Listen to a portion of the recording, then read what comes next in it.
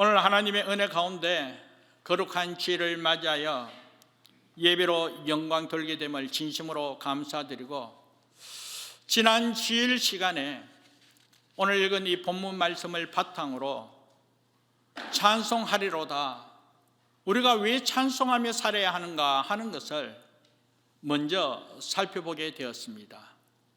그러나 오늘 이 주일을 또 기도하며 준비하는 가운데 역시나 주신 본문 말씀을 통하여 우리가 아무리 힘들고 어려운 가운데 있다 할지라도 그럼에도 불구하고 찬송하며 감사하며 살아가야 할 것은 다름이 아니라 우리 주님께서 우리에게 허락하신 은혜가 크기 때문에, 우리 주님께서 우리에게 베푸신 은혜, 말로 표현할 수 없는 산소망이 넘치는 은혜가 있기에 이러한 사실로 통하여 감사하며 찬송하자라는 것입니다.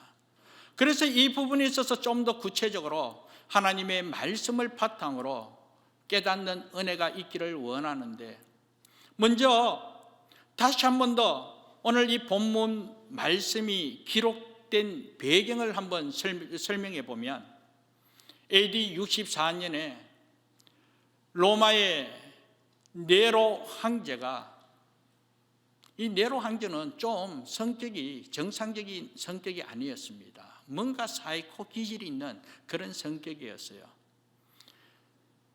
그런데 이 네로 황제는 시 쓰는 것을 참 좋아했습니다.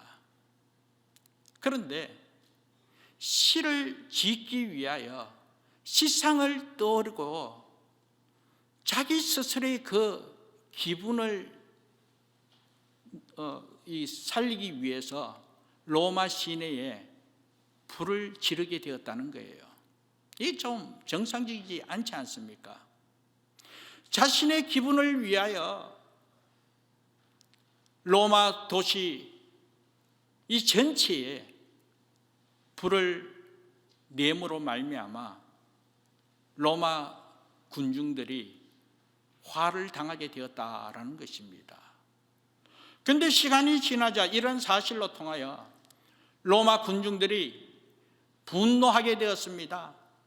그러다 보니까 이 성난 군중들이 구테타라도 일으킬까 봐 이 네로 황제가 이 사실을 무마하게 하기 위하여 자기 책임으로 자기에게 화가 돌아오지 않게 하기 위하여 희생양을 크리스찬에게 허락했다는 거예요.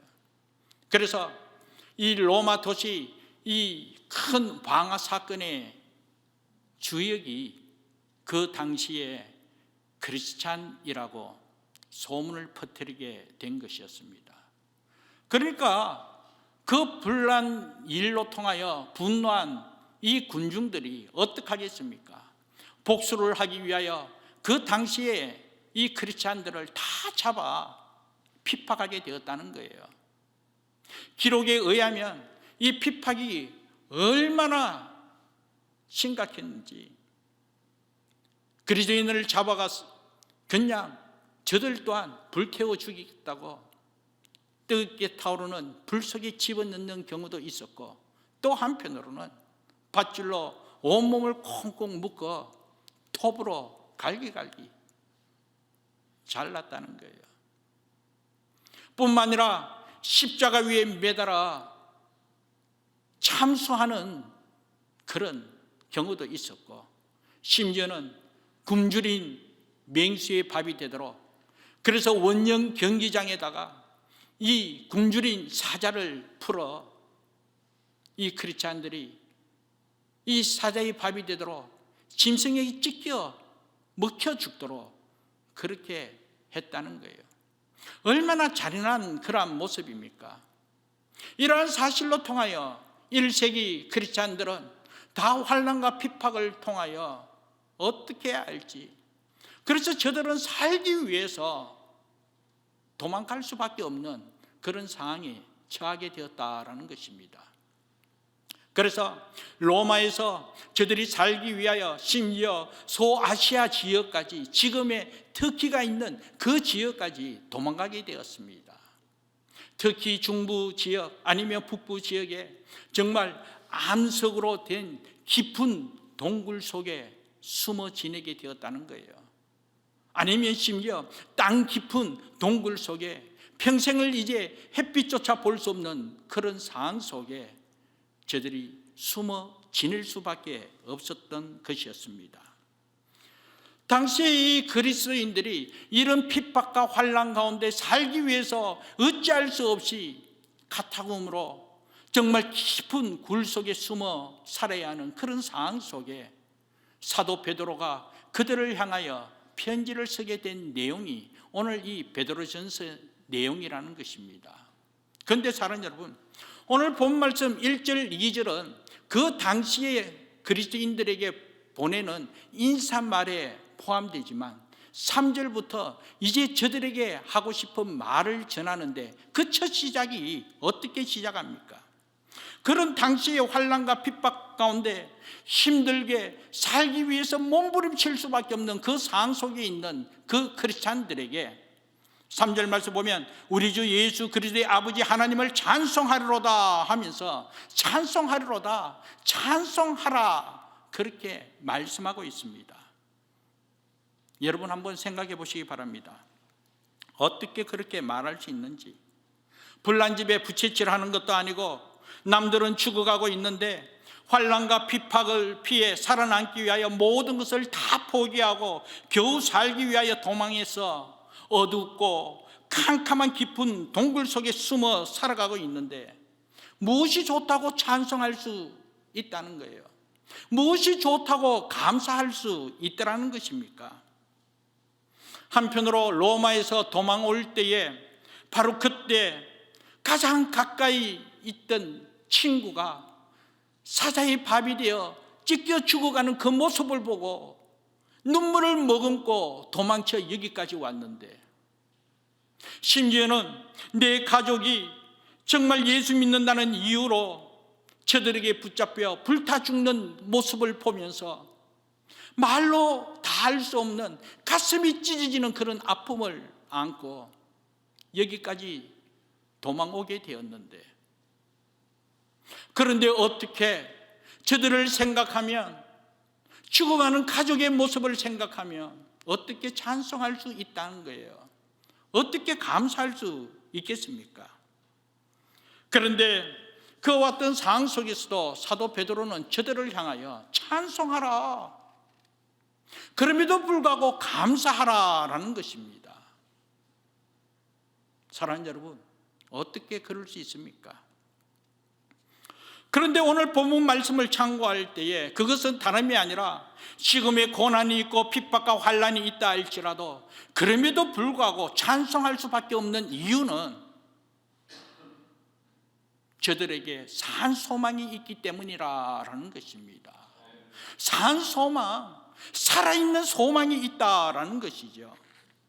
이 살아있는 소망이 있기 때문에 환난과 핍박 가운데서도 말로 다 할 수 없는 눈물 흘릴 수밖에 없는 그 상황 속에 가슴이 찢어지는 그런 아픔 가운데서도 여전히 찬송하라, 여전히 감사하라라는 것입니다. 사랑하는 여러분, 그렇다면 여기 이 산소망이 무엇입니까?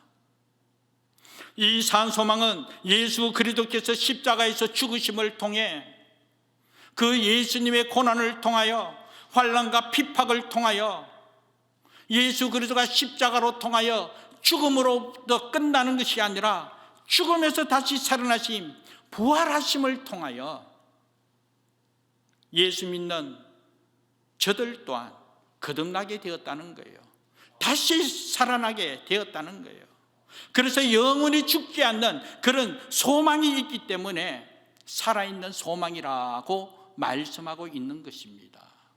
환난과 핍박이 있습니다. 눈물 머금을 수밖에 없는 그런 힘든 상황 속에 있고 가슴이 찢어지는 그런 아픔 가운데 있다 할지라도 그것으로 통하여 끝나는 것이 아니라 우리 주님 죽음에서 다시 살아나신 부활하신 그 은혜로 말미암아 우리 또한 다시 살아나는, 새롭게 살아나는 그런 은혜가 있기에 이런 소망이 있기 때문에 찬송하라 그렇게 말씀한 것입니다. 그래서 사랑하는 여러분, 고린도전서 15장을요 우리는 흔히 부활장이라고 말씀하고 있습니다. 그런데 고린도전서 15장 12절 이하 19절에서 어떻게 말씀하고 있나 하면 우리 말씀 한번 찾아볼까요? 고린도전서 15장 12절에서 본문이 깁니다만 19절까지 한번 읽어보겠습니다. 자막도 한번 참고해 주시고요, 성경을 한번 직접 찾아보세요. 자, 고린도전서 15장 12절에서 19절 말씀을 찾았으면 우리 같이 한번 읽도록 하겠습니다. 같이 읽겠습니다. 그리스도께서 죽은 자 가운데서 다시 살아나셨다 전파되었거늘 너희 중에서 어떤 사람들은 어찌하여 죽은 자 가운데서 부활이 없다 하느냐. 만일 죽은 자의 부활이 없으면 그리스도도 다시 살아나지 못하셨으리라. 그리스도께서 만일 다시 살아나지 못하셨으면 우리가 전파하는 것도 헛것이요 또 너희 미움도 헛것이며 또 우리가 하나님의 거짓 증인으로 발견되으리. 우리가 하나님이 그리스도를 다시 살리셨다고 증언하였음이라. 만일 죽은 자가 다시 살아나는 일이 없으면 하나님이 그리스도를 다시 살리지 아니하셨으리라. 만일 죽은 자가 다시 살아나는 일이 없으면 그리스도도 다시 살아나신 일이 없었을 터요. 그리스도께서 다시 살아난 일이 없으면 너희의 믿음도 헛되고 너희가 여전히 죄 가운데 있을 것이요 또한 그리스도 안에서 잠자는 자도 망하였으리니 만일 그리스도 안에서 너희가 바라는 것이 다만 이 세상의 삶뿐이면 모든 사람 가운데 우리가 더 불쌍한 자이라. 아멘. 여기 말씀에서 정말 우리가 죽은 가운데서 다시 살아나지 않으면 우리 주님께서 다시 살아날 일이 없다는 거예요. 이 말은 우리 주님 다시 살아나심으로 말미암아 우리 또한 죽었다가 다시 살아나는 이 산 소망이 있다, 그렇게 말씀하고 있는 거예요. 그러므로 복음이 무엇입니까? 예수 그리스도께서 우리 죄를 위하여 십자가에 못 박혀 죽었다가 죽음으로 끝나는 것이 아니라 다시 부활하여 살아나신 주님 은혜 때문에 오늘 저와 여러분 또한 영원히 영생을 누리며 하나님의 자녀로서 하늘의 복됨을 누리게 되었다라는 것입니다. 그러므로 말미암아 오늘 저와 여러분들은 이 복음의 소식을 전하고 있는 거예요. 이 땅의 삶뿐이라면 우리가 얼마나 불쌍한 자인지, 이 땅의 삶뿐만 아니라 오늘 우리는 영원한 생명을 누릴 수 있는 이 은혜가 분명하기 때문에 예수를 믿고 이 은혜를 체험하자고, 이 은혜를 누리면서 하나님의 자녀의 근사함을 누리자고 하나님의 복음을 전파하고 있는 것입니다. 그런데 예수님께서 살아나지 않았다면, 오늘 우리 또한 죽었다가 다시 살아나는 은혜가 없다면 우리가 이렇게 복음 전하는 이것이 헛된 것이라는 거예요. 우리의 믿음도 헛된 것이라는 거예요. 그러나 사랑하는 여러분, 오늘 저와 여러분들이 예수 그리스도를 나의 구주, 나의 하나님으로 믿는 믿음이 분명하기에 오늘 우리가 믿는 그대로 우리 주님께서 죽었다 살아나심으로 말미암아 우리 또한 죽었다가 살아나며 죽지 않고 산 오늘 우리들은 영원히 사는 하나님의 은혜가 있음을 믿습니다.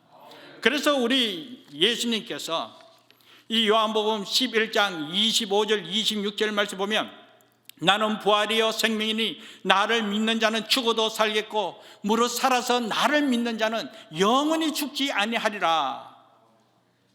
이 부활 신앙을 우리에게 전해 주셨습니다. 이 부활 신앙이 바로 우리의 산 소망이라는 것입니다. 예수 그리스도를 믿음으로 말미암아 죽어도 살겠고 무릇 살아서 나를 믿는 자는 영원히 죽지 아니하리라. 그러므로 사랑하는 여러분, 예수 그리스도를 통하여 죽음의 순간을 맞이하고 한편 죽는다 할지라도 낙심할 수밖에 없고 포기할 수밖에 없고 정말 좌절할 수밖에 없는 그런 상이라 할지라도 그 넘어 부활의 주님께서 지금도 살아계셔서 나와 함께 하시는 이 은혜로, 이 믿음으로 말미암아 우리 또한 다시 살아나는 은혜가 있다는 거예요. 넘어졌다가도 다시 일어날 수 있는 하나님의 은혜가 있음을 믿고 믿음으로 주만 의지할 수 있는 우리 모두 되기를 주님의 이름으로 축복합니다. 사실 우리 주님께서 나는 부활이요 생명이니 나를 믿는 자는 죽어도 살겠고 무릇 살아서 나를 믿는 자는 영원히 죽지 않겠다라고 그렇게 말씀한 그 배경은요, 예수님께서 부활하고 난 뒤에 이야기하신 것이 아니었습니다. 이미 예수님께서 십자가에 못 박혀 죽기 이전에 이미 요한복음 11장에 보면 마리아와 마르다, 오라비, 이 나사로가 병들게 되었습니다. 그때 이 나사로의 누이들이 예수님께 찾아와서 예수님, 우리 오라버님 병들어 죽게 되었습니다. 예수님께서 좀 살려주세요. 예수님께서 좀 살려주세요. 그렇게 부탁하게 됩니다. 그런데 막상 예수님께서 병든 나사로의 집에 갔을 때 이미 나사로가 죽었다는 거예요. 죽은 지 벌써 사흘 지났다는 거예요. 나흘이 지났어요. 나흘. 그래서 이미 죽은 지 나흘이나 지났기 때문에 시체가 썩는 냄새가 풀풀 나게 되었다는 거예요. 그러니까 그 누이들이 오라비 죽은 모습에 눈물 흘릴 수밖에 없지요. 더 이상 소망이 없습니다. 죽었습니다. 끝장났습니다. 그때 예수님께서 하신 말씀이 이것조차도 하나님의 영광을 위함이라고, 이것조차도 하나님의 아들로 통하여 하나님께 영광을 돌리기 위함이라는 거예요. 그러면서 예수님께서 하신 말씀이 산소망을 가지라는 거예요. 그러면서 하신 말씀이 나는 부활이요 생명이니 나를 믿는 자는 죽어도 살겠고 무릇 살아서 나를 믿는 자는 영원히 죽지 아니하리라. 이것을 믿으라라는 것입니다. 앞서 고린도전서 15장의 말씀을 살펴보았습니다. 이미 죽은 자가 살아남을 믿지 못하면 우리 주님 부활도 이루어지지 않는다는 거예요. 그러나 이미 우리 또한 죽었다가 다시 살아나는 이 믿음의 확신, 이 산 소망이 분명할 때에 우리 주님 다시 살아나신다는 거예요. 우리 주님 살아나셨기에 또한 우리 또한 다시 살아난다는 거예요. 거듭나 새 생명을 얻게 된다라는 것입니다. 사랑하는 여러분, 이로 말미암아 예수님의 말씀에 의지하여 마리아와 마르다가 순전히 말씀에 의해 순종했을 때, 믿고 나아갔을 때 냄새가 푹푹 난 이 죽은 나사로가 다시 살아나는 은혜의 역사가 증거되었습니다. 살아났다는 거예요. 사랑하는 여러분, 오늘 현실의 삶 속에 정말 나사로가 죽은 것과 같이 여러분 삶에 어떤 아픔이 있습니까? 어떤 고난이 있습니까? 죽음과 같이 정말 모든 것이 끝장났다, 더 이상 희망이 없다, 이제 소망이 없다, 이제 못 살겠다, 이제 죽겠다, 그런 상황이 있습니까? 그러나 그와 같은 상황이라 할지라도 그런 죽음을 맞이하는 그와 같은 상황으로 낙심할 수밖에 없고 좌절할 수밖에 없고 포기할 수밖에 없는 그런 상황이라 할지라도 사랑하는 여러분, 오늘 저와 여러분이 가진 이 산소망, 이 믿음의 확신을 가질 때에 다시 새롭게 영원한 안식을 누리며 영원한 생명을 바라보면서 하나님 함께 하신 은혜를 누릴 수 있음을 꼭 기억하면서 그와 같은 상황 속에서도 주만 바라보며 주만 의지할 수 있는 우리 모두 되기를 간절히 바랍니다. 그런데 사랑하는 여러분, 오늘 우리 삶에 보면 참 십자가에 너무 의미 두다 보니까 참 십자가를 통하여 예수님의 고난을 동참하겠다, 예수님의 고난을 동참하는 것 참 이것도 은혜예요. 이것조차도 은혜입니다. 그런데 너무 상징적으로 십자가만 생각하고 십자가만 바라보다 보니 십자가 목걸이하고 십자가 귀걸이도 하고 십자가 배지도 달고 너무 십자가만 상징적으로 중시하다 보니까 결국은 너무 힘들다는 거예요. 십자가만 바라보고 십자가만 생각하다 보니까 너무나 지치더라는 거예요. 그렇다고 해서 십자가가 잘못되었다, 그걸 이야기하는 것이 아닙니다. 우리 기독교 신앙에는 십자가가 필요합니다. 앞서 이야기했듯이 고난도 은혜라고 했습니다. 십자가를 생각하고 십자가를 바라보면서 십자가로 통하여 주님 고난에 동참하는 것, 이거 성도의 은혜의 방편임을 믿습니다. 그런데 제가 말씀드리고자 하는 것은 이 십자가만 늘 생각하고 십자가만 바라보다 보니 너무 힘들더라는 거예요. 그러다 보니까 낙심하고 지칠 때가 있더라는 거예요. 사랑하는 여러분, 예수님의 제자들 한번 생각해 보시기 바랍니다. 예수님의 제자들을 생각할 때 예수님의 제자들, 예수님께서 살아생전에 십자가 지고 골고다 언덕을 향할 것을, 그리고 십자가를 지고 죽을 것을, 그러나 중요한 것은 십자가 죽음으로 끝나는 것이 아니라 다시 부활하여 다시 살아남을 그렇게 강조하고 가르쳤음에도 불구하고 저들은 우선 눈에 보이는 십자가만 보게 되었다는 거예요. 그래서 예수님께서 십자가 지고 가는 그 모습을 보면서 저들 또한 그 고난의 모습을 보면서 뒤돌아서게 되었다는 거예요. 심지어 예수님께서 골고다 언덕 그 십자가에서 못 박혀 피 흘리는 그 모습, 그 죽어가는 모습을 보면서 이제 우리도 끝났다, 그러면서 그 십자가, 그 눈에 보이는 그 고난의 모습만 바라보고 저들은 다 포기하고 뒤돌아서게 되었다라는 것이죠.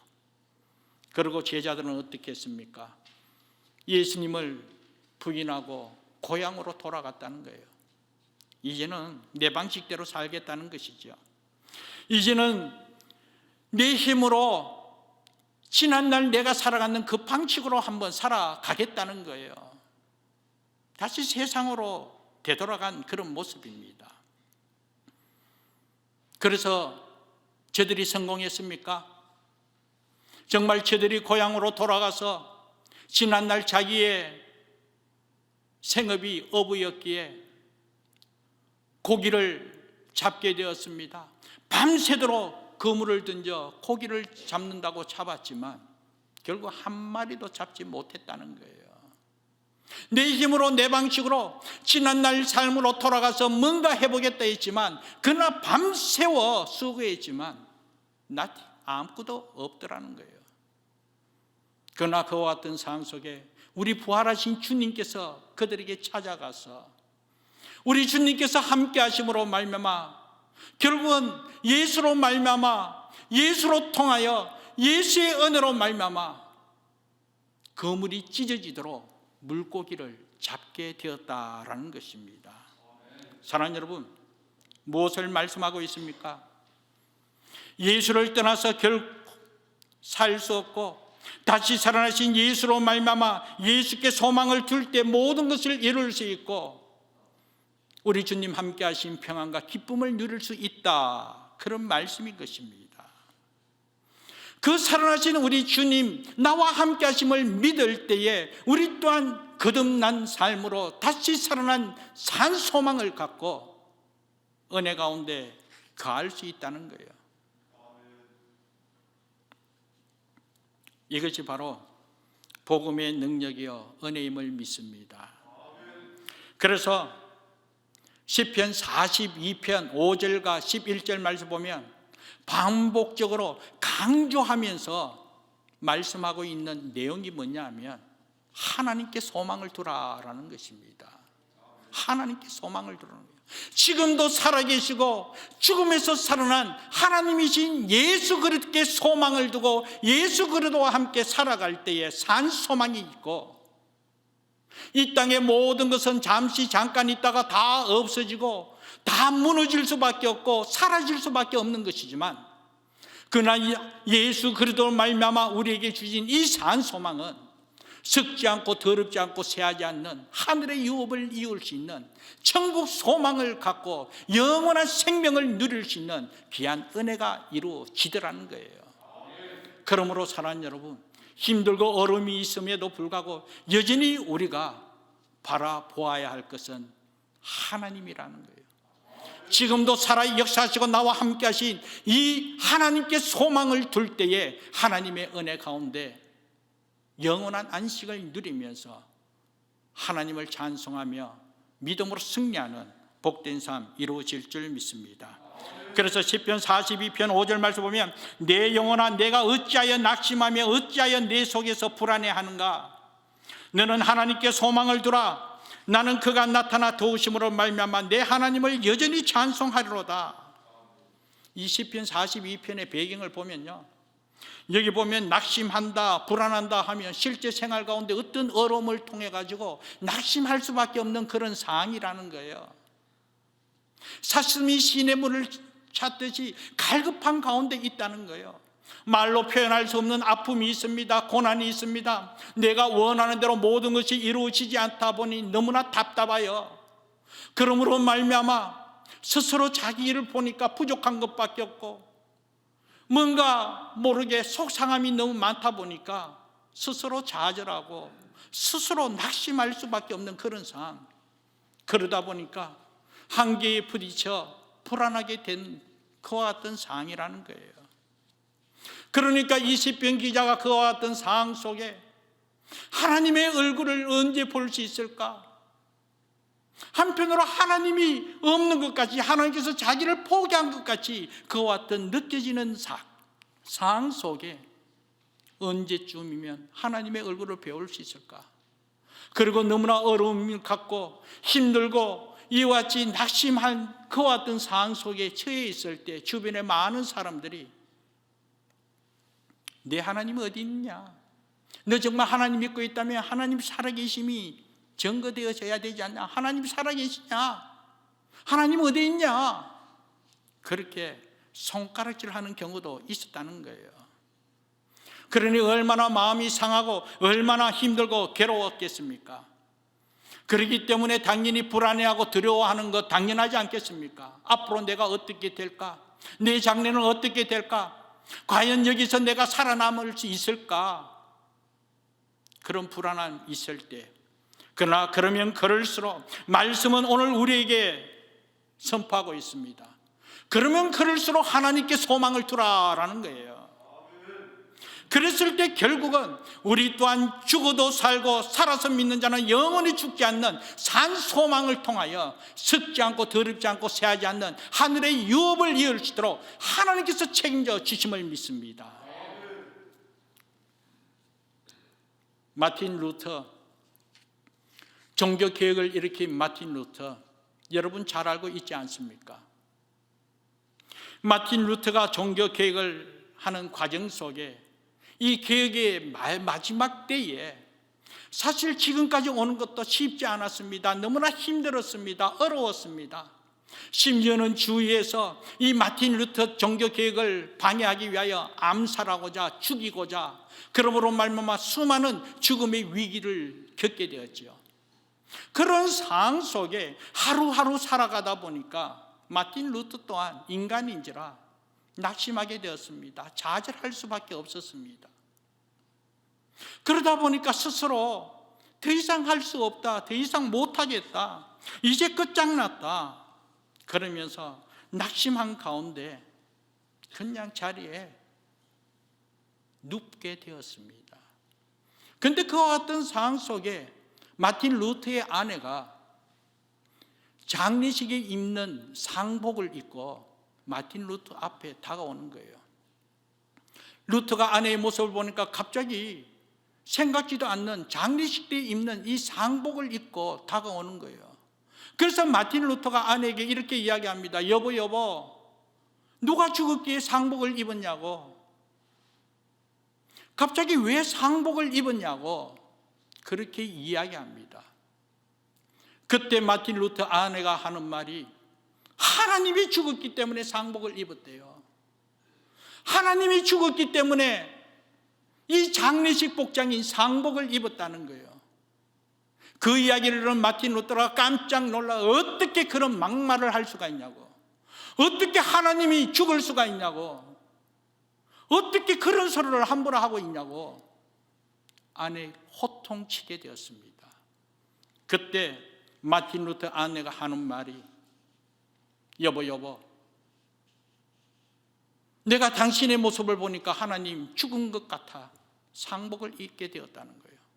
아니, 당신 말대로 하나님 살아있음을 당신이 그렇게 확신하고 있다면 어떻게 이렇게 자포자기할 수 있고 낙심할 수가 있냐고, 어떻게 자리에 드러누워 포기한 상태에 있을 수 있냐고.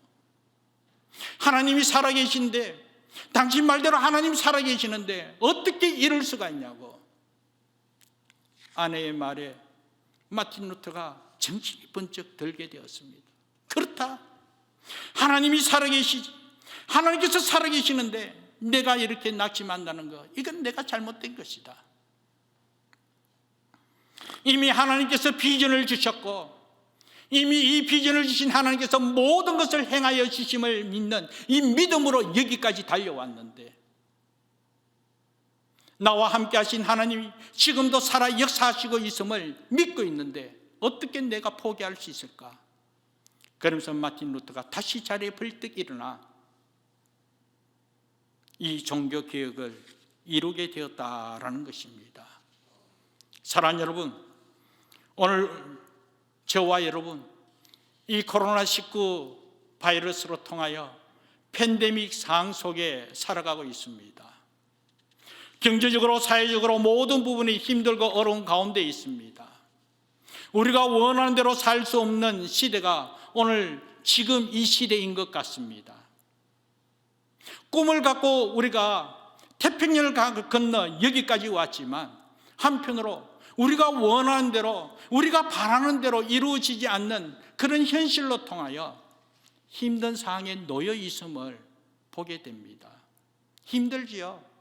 만만치 않습니다. 아픕니다. 괴롭습니다.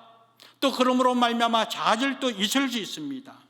그러나 사랑하는 여러분, 오늘 이 시간 주신 말씀을 통하여 저와 여러분 또한 산 소망을 갖고 자리에 벌떡 일어날 수 있는 주의 거룩한 백성 되기를 주님의 이름으로 축복합니다.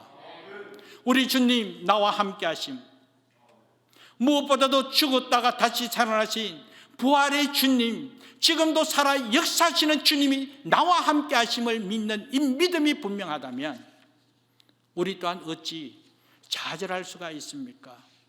어찌 우리가 아픔 가운데 한숨만 쉴 수가 있겠습니까? 산 소망을 갖고 믿음으로 벌떡 일어나 소망 가운데 가는 우리 모두가 되어야 될 줄 믿습니다. 그러면서 오늘 본 말씀 다시 한 번 더 3절 4절 한번 볼까요? 여러분 본문 말씀 한번 읽어봅시다. 3절 4절입니다. 같이 한번 읽겠습니다. 우리 주 예수 그리스도의 아버지 하나님을 찬송하리로다. 그 많으신 긍휼대로 예수 그리스도를 죽은 자 가운데서 부활하게 하심으로 말미암아 우리를 거듭나게 하사 산 소망이 있게 하시며 썩지 않고 더럽지 않고 새하지 아니하는 유업을 있게 하시나니 곧 너희를 위하여 하늘에 간직하신 것이라. 아멘. 여기 말씀에 보면 너희를 위하여 하늘에 간직하신 것이라. 너희를 위하여, 여러분을 위하여 하나님께서 간직하신 것이라는, 하늘에 간직하신 거라는 거예요. 이 믿음의 확신을 갖고 꼭 믿고 의지하시기를 축복합니다. 아무리 힘들고 어려운 환난과 핍박이 있고 내가 원하는 대로 이루어지지 않고 모든 기업이 무너지고 심지어 빼앗기고 사라진다 할지라도, 또 한편 비참하게 아프고 물질적으로 풍요롭지 못하여 가난하고 또 이런 말미암아 문제가 앞을 가로막고 있다 할지라도 산 소망이 있다면, 썩지 않고 더럽지 않고 새하지 않는 하늘의 유업을 이을 수 있는 이 믿음의 확신이 분명하다면 이미 이 모든 것 너희를 위하여 하늘에 간직하신 것이라 하나님께서 약속하신 것이 분명함을 믿고 있다면 여전히 이와 같은 상황 속에 하나님을 찬송하며 감사하며 나아가는 우리 모두 되어야 될 줄 믿습니다. 그래서 특히 오늘 본문 말씀에 2절 말씀 보면 이렇게 말씀하고 있어요. 하나님 아버지의 미리 아심을 따라 그리고 뒷부분에 보면 택하심을 받은 자, 그렇게 말씀하고 있습니다. 오늘 이 서시인 사도 베드로가 이 전한 이 편지를 받는 대상이요, 하나님이 미리 아는, 하나님께서 택하심 받은 자라는 거예요. 오늘 우리에게 이렇게 말씀하고 이 말씀을 듣는 오늘 여러분 또한 하나님께서 미리 아신다는 거예요. 하나님께서 택하여 세움받은 하나님의 자녀라는 거예요. 그러므로 하나님은 이것을 볼 때에 이미 하나님께서 저와 여러분의 모든 것을 이미 아시고 계심을 믿으시기 바랍니다. 좋을 때뿐만 아니라 힘들고 어려운 상황 속에서 하나님께서 미리 아시는 바, 이 모든 문제에 있어서 하나님의 복됨을 누리도록 하나님의 자녀의 근세함으로 이와 같이 믿음의 결국은 영혼의 구원이라 이미 영원한 안식을 누리면서 하나님의 복됨을 누리도록 하나님께서 미리 창세전에 택하였다는 거예요. 하나님께서 택하신 은혜가 분명하기에 오늘 저와 여러분들은 포기할 수 없다는 거예요.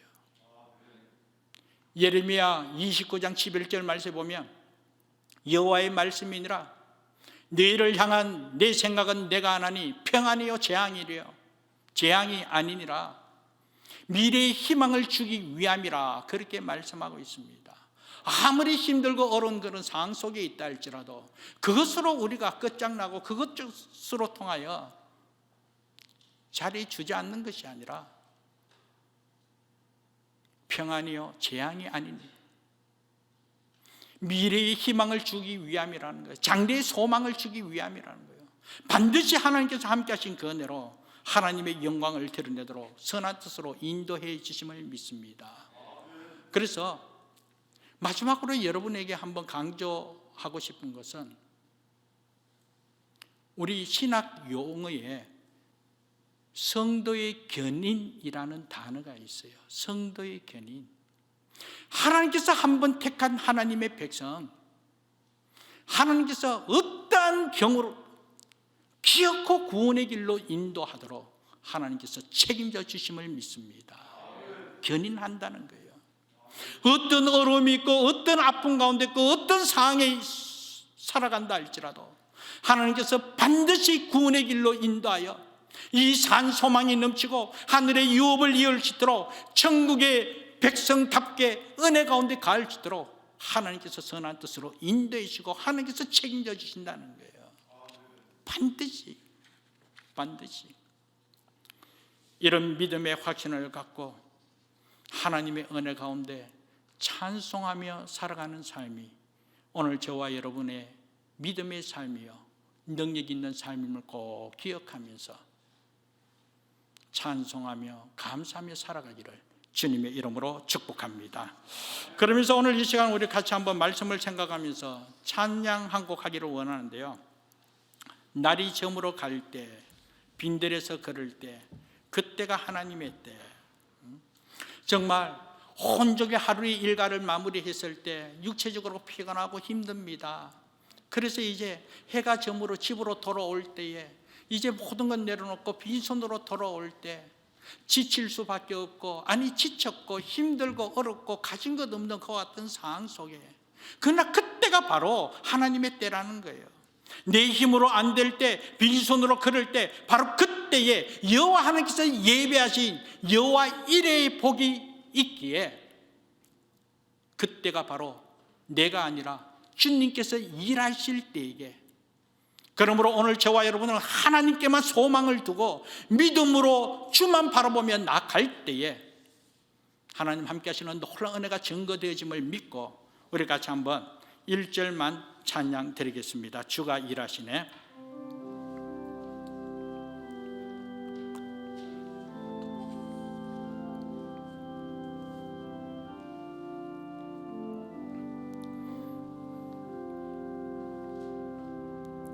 날이 저물어 갈 때, 빈들에서 걸을 때, 그때가 하나님의 때. 힘으로 안 될 때, 빈손으로 걸을 때 내가 고백해 여호와 이래. 시코드입니다. 날이 저물어 갈 때, 날이 저물어 갈 때, 빈들에서 걸을 때, 그때가 하나님의 때.